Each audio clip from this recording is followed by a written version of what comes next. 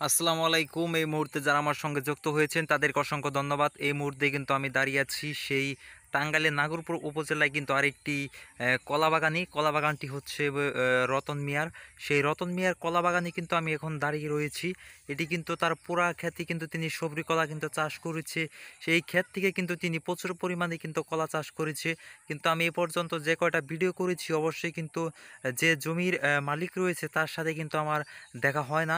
এখন বিকাল টাইমে কিন্তু আমি ঘুরতে আসছি। এই টাইমে কিন্তু জমির যে মালিক রয়েছে, কলা বাগানের যে মালিক রয়েছে রতন মিয়া, সেই রতন মিয়া কিন্তু এখানে নেই। সেজন্য কিন্তু আমি খালি বাগানটা কিন্তু আপনাদেরকে দেখাইতেছি।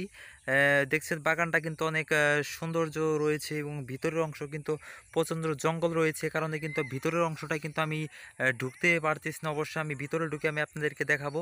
কলা বাগানে কিন্তু প্রচুর পরিমাণে কিন্তু কলা রয়েছে এবং কিন্তু এখন যে গাছগুলো রয়েছে বেশিরভাগ গাছেই কিন্তু কলা ধরবে ধরবে কিন্তু এরকম অবস্থা কিন্তু হয়েছে। আমি একটু ভিতরে ঢুকে আমি আপনাদেরকে দেখাইতেছি। পাশে দিয়ে আমি দেখাইতেছি পাশে কিন্তু যে রাস্তাগুলো রয়েছে, এই রাস্তা নিয়ে কিন্তু পাশেই কিন্তু সে জামাল ভাইয়ের কিন্তু করলা ক্ষেতগুলো কিন্তু রয়েছে এবং পাশে যে আমি আজ আপনাদেরকে কলা গাছগুলো কিন্তু দেখাইতেছি। অবশ্যই আপনারা ভিডিওটি লক্ষ্য করে একটু দেখবেন। আর আমার এই সব ভিডিও যদি আপনাদের ভালো লাগে অবশ্যই চ্যানেলটি সাবস্ক্রাইব করে পাশেই থাকবেন। দেখছেন ছোট বড় অনেক কলা গাছই কিন্তু রয়েছে এই বাগানের ভিতরে। বাগানে প্রচণ্ড জঙ্গল থাকার কারণে কিন্তু আমি বাগানের ভিতরের অংশটি কিন্তু আপনাদেরকে দেখাইতে পারতেছি না। অবশ্যই আমি বাগানটির ভিতরে গিয়ে আমি আপনাদেরকে দেখাইতেছি একটা ছড়ি কিন্তু অবশ্যই কলার ছড়ি কিন্তু বের হয়েছে, আমি সেটার কাছে আমি আপনাদেরকে নিয়ে যাইতেছি। সম্পূর্ণ বাগানটি কিন্তু অনেক সৌন্দর্য কিন্তু রয়েছে। সুন্দর অংশটা কিন্তু দেখতেও কিন্তু অনেক সুন্দর রয়েছে এবং যে সব রয়েছে অবস্থা রয়েছে তাতে কিন্তু বাগানের অনেক সৌন্দর্যই কিন্তু রয়েছে বাগানের মধ্যে। অনেক জঙ্গল থাকা সত্ত্বেও কিন্তু বাগানটা কিন্তু তেমন পরিষ্কার কিন্তু করে না সেই রতন মিয়া।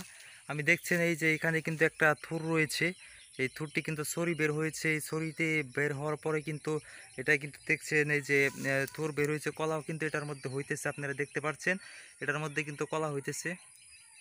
আরও পাশে যে অনেকগুলা যে কলা গাছ রয়েছে কলা গাছের কিন্তু কলার ছড়ি কিন্তু বের হইতেছে, আপনারা অবশ্যই একটু লক্ষ্য করলেই দেখতে পারবেন। কলা বাগানটি কিন্তু অনেক সুন্দর রয়েছে। যে থোরটা কিন্তু আমি আপনাদের কাপড় দেখাইতেছি, দেখছেন এটা কিন্তু অনেক সৌন্দর্য রয়েছে, আপনারা থোরটাতে কিন্তু দেখতে পাচ্ছেন থোর রয়েছে এবং থোরের সাথে কিন্তু কলা কিন্তু বের হয়েছে। কলা কিন্তু অনেক সৌন্দর্য রয়েছে। এটা কিন্তু আরও 4 থেকে 5 ফানা কলা কিন্তু এটার মধ্যে কিন্তু বের হবে, তারপরে কিন্তু থোরটা কিন্তু কাইটে দেওয়া হবে। অবশ্যই আপনারা আজকের মতো এই কলা বাগানটি দেখলেন। এরপর অন্য কোনো একটি কলা বাগান দেখতে আমার সবুজ টিভি ইউটিউব চ্যানেলটি সাবস্ক্রাইব করে পাশে থাকা অল নোটিফিকেশনটি বাজিয়ে দিবেন।